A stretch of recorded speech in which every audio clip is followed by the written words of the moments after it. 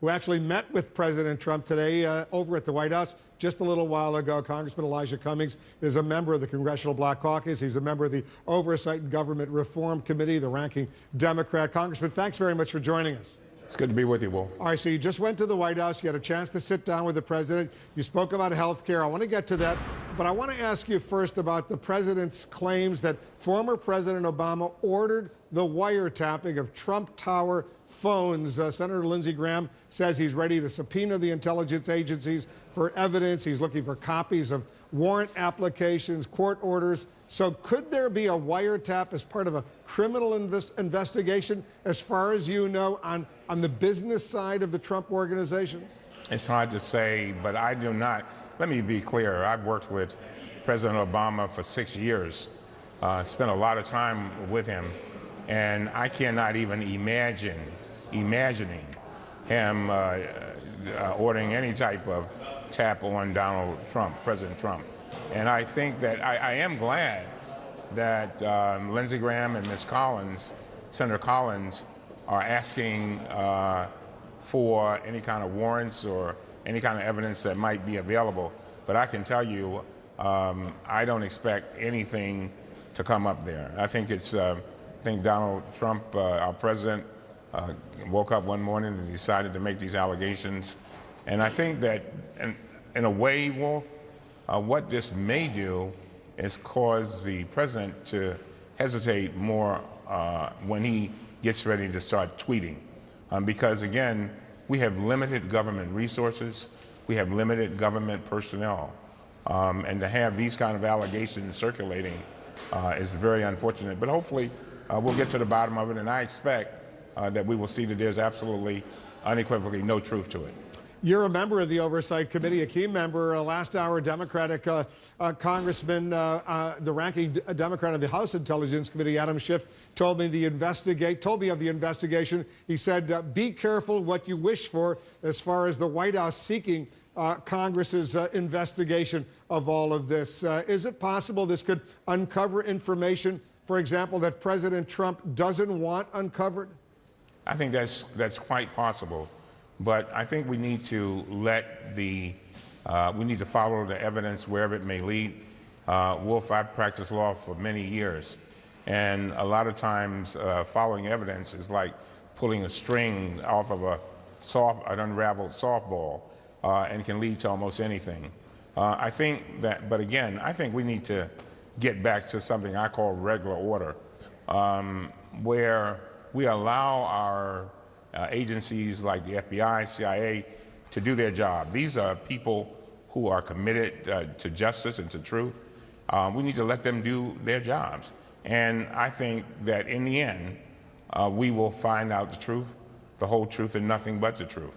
But when we go around making accusations, as the President Trump has done, and we say things that basically put President Obama in a bad light, and there is, to my knowledge, no proof of it, I think it's very, very unfair. And so that's why I applaud what Senator Collins and Senator Graham are aiming for, and that is getting any kind of information that might be available. And they're both Republicans. A whole bunch of Democrats want that, obviously, as well. I spoke with Democratic House Intelligence Committee member Representative Jackie Speer earlier today. She said she's she's afraid that even having an investigation gives credibility to President Trump's claims about President Obama. Do you agree with her on that?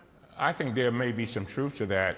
But, Wolf, when we have a president like President Trump, who constantly says things that are not accurate, at some point, maybe, just maybe, Wolf, this is a way to cause him to pause before he does these things. Words can be very hurtful, and they can lead to a lot of problems. And I believe, Wolf, that when the truth meets the lie, usually there are negative consequences. You put out a letter today, Congressman, you sent it to the White House counsel to look into Jared Kushner's business ties, possible conflicts of interest, the son-in-law of the president, a senior advisor to the president right now. What are you hoping to find out, and are you getting new information? We just want to look to see exactly, you know, Kushner has said from the very beginning that he was going to do everything in his power to not have entanglements with regard to his financial situation. We believe that there are some issues that are still outstanding, and we want to get to the bottom of them. After all, Mr. Kushner is a vital member of the president's staff. He advises him on a daily basis, and he's playing a major role. I still don't think that the president has gotten rid of his entanglements. He's still in violation of the GSA lease, and he's also had the emoluments problem. And so we just want to look, see what's going on there. And as I told the president today in our meeting, I said, Mr. President, I want you to be successful, but and I made it clear that success is lifting up the lives of all the American people. But hopefully we can address these issues, get them out of the way, so that the American people will feel that they have a sense of transparency, not only with Mr. Kushner, but also with the president. Let's talk about the meeting you had today at the White House with the president. I know, among other things, you spoke about drug prices, something that so far is not part of the House's Republican leadership health care plan. Did you tell him that, first of all, you clearly oppose this repeal and replace bill? Yeah, he's aware of that. But we spent most of the time, Wolf, talking about drug prices. You know, what we have is a lot of companies, pharmaceutical companies, that are raising the prices of drugs unreasonably. You go to a drugstore in January and the prescription is $100. You go back 3 months later, it's $600. And we see this over and over again. And a lot of these drug companies are doing it because they can do it. I had already heard that President Trump, I've heard him say it many times, that they're getting away with murder, that is the pharmaceutical companies. And so basically this is something that Bernie Sanders and Congressman Welch and I have worked on for many years. And the president said he wants to help us to bring forward a proposal that will allow for Medicare to negotiate prices just like the VA and Medicaid does. Right now, we've got Medicare paying sometimes 70% more than VA or Medicaid. That's ridiculous. And so the president made a commitment today that, as a matter of fact, he's very enthusiastic about it, that he would work with us on a piece of legislation that we plan to file in 2 weeks. I warned him that he would not get very much cooperation from his Republican friends in the Congress, but he said that didn't matter to him. He said he wanted to make sure that he did something not only for the citizens of Baltimore, but the citizens in the Rust Belt and those in Ohio. I wanted to make it clear that he wanted to make a difference for them.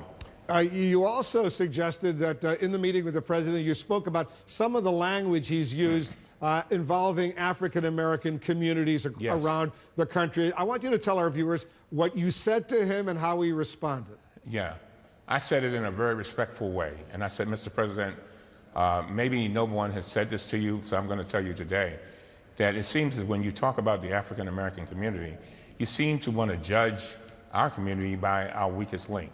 I said there are vibrant and many, many vibrant African-American communities throughout this country. People are doing extremely well. And I said I've lived in the same house for 35 years in the inner city of Baltimore. I don't feel threatened. I feel very good about it. And I said, do me a favor. When you're talking about the African-American community, don't make it sound like we're in foxholes and we're afraid to walk down the street. And he shook his head and said, you got a point there. I'm going to change that language. You're absolutely right. One of the other things that I told him is that he had he has Vice President Pence doing an investigation on voter fraud. And I said, Mr. President, come on now. Come on, Mr. President. There's no voter fraud. I said, but there is voter suppression. I said in North Carolina, a 3-judge panel has already said that the North Carolina legislature, with precision, did everything in their power to stop African-American people from voting and people who would normally vote for Democrats. And I said, you cannot have a legitimate voter survey or an evaluation in the United States without addressing the issue of voter suppression. He agreed with me. I presented to him 2 letters, one to Vice President Pence, one to him, that laid out all of those issues. And he said, you know, you got a good point there. The other thing that I told him was with regard to historically black colleges and universities. I said, you met with our black college presidents the other day. I said, I'm a graduate of a black college. My wife and daughters are. I said, but I didn't notice that there was no money in the executive order. Mr. President, I want you to find a way to help these colleges that do a phenomenal job in lifting up our children and diverse children from all over the world. And he said, I promise you I'm going to look into it. So bottom line, and I know you're a proud graduate of Howard University here in Washington, I take it you emerged from the meeting with the president today encouraged. I was encouraged, but you know, we're going to wait and see what happens. I thought he was enthusiastic about everything that we talked about. I don't think he took anything in a negative way. And I thought it was a sincere meeting. And so, but now we have to wait and see. I also told him that I was not there for a photo op. I was there to make a difference. And I reminded him that, you know, he being 70 and I being 66, one of the most important things we can do is present a platform for our young people to be all that God meant for them to be. And I walked out of the meeting feeling that we were on the road to getting something done. And I just want to be precise, Congressman, on the issue of voter fraud. He promised he would accept your advice on that, your recommendation. And on the issue of speaking about African-American communities, he also agreed with you to accept your advice. I just want to be precise. Is that right? Yes, that's exactly right. Congressman Elijah Cummings, thanks very much for joining us. Thank you. Just ahead, the new criminal investigation of WikiLeaks. What does it tell us about security at the CIA and the validity of the